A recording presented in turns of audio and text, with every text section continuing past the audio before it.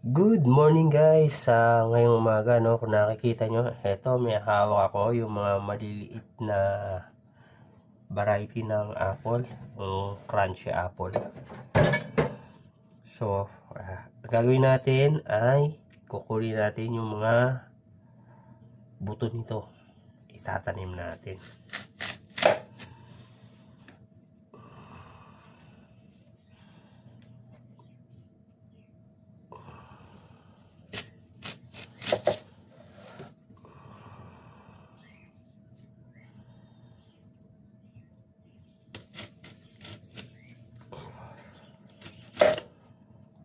Yun, ako, dali.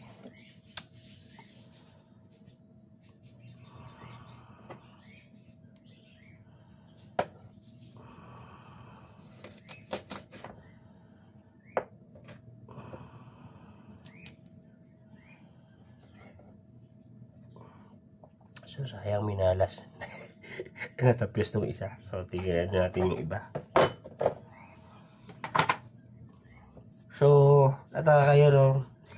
Yung iba sa atin na hindi nakakaalam ay sabihin nyo bakit kukunin natin yung buto tapos magtatanim tayo. Yung iba siguro sasabihin wala pa namang tayo nababalitaan na nakapagpabuhay ng mansanas dito. Actually guys, marami na akong pabuhay ng mansanas dito sa Pilipinas. Try nyo po siyang i-check sa internet, lalo na sa may parting Mindanao. Marami na pong nakapagpabuhay nito.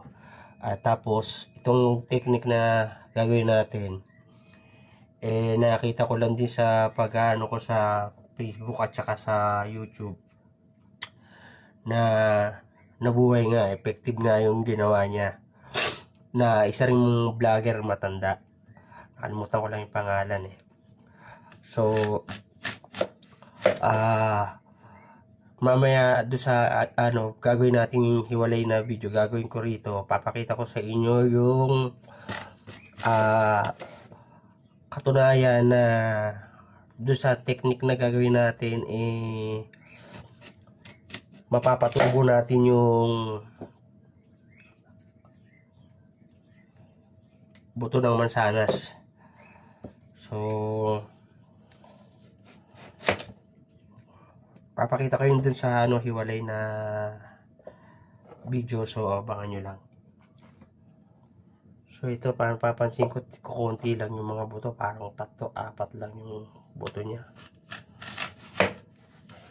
Kasi doon sa naunang batch ko na pinasibol, may nabuhay naman. Tapos meron akong tinanim na buto lang nito dun sa, basta kayo inano ko lang sa yung pinagtaniman na ng bote ng soft drinks. May tumubo na 2. Pag papakita ko rin doon sa mamaya doon sa isang pag gumawa tayo ng video na isa, papakita ko rin doon yung tumubo na napatubo natin na 2 piraso sa normal yung diretsong tinanim sa lupa tapos tumubo siya. Hiwalay dito sa technique na itong gagawin natin.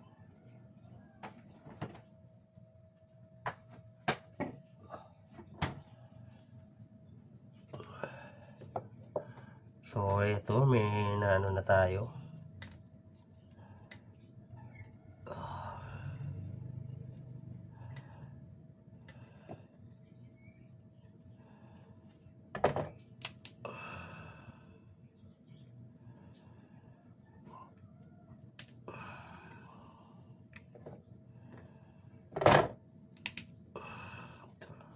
Itong isang mansanas, isa lang yung buto. Itong isa naman 3. Itong isa wala ito meron isa maliit. Ewan ko kung mabubuhay ito, pero try na rin natin.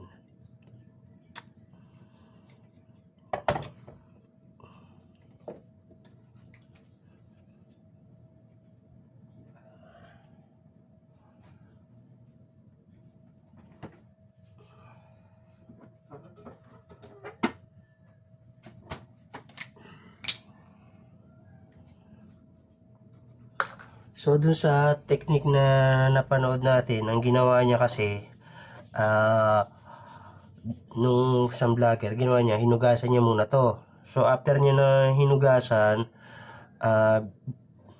binabad niya ako konti sa saglit sa maligamgam na tubig.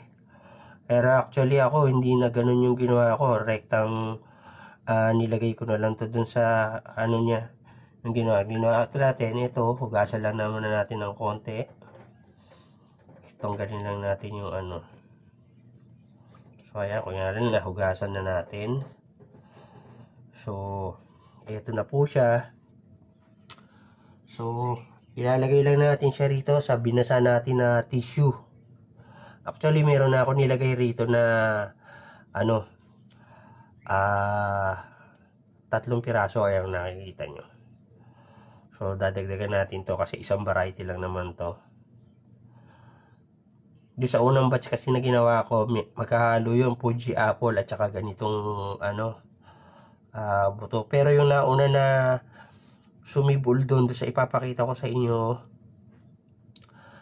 ay ano tawag rito dun sa susunod natin na video na ginawa ko nito.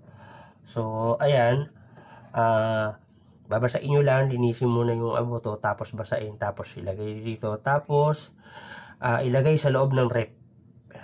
Ilagay nyo sa loob ng rep siya. Akin, nilagay ko sa ganito. So, lagay natin rito. Minimum yan, magkakaroon nyo ng buto mga 10 to 15 days. Pag ano yan, meron na siya unti-unting may lalabas na yan dyan. So, pag ano, update natin kayo rito, ha? So, hanggang dito muna itong video na to. Maraming salamat guys sa panonood. Thank you for watching. God bless. Mamaya papakita ko sa inyo yung isang finished product natin dito. Maraming salamat po.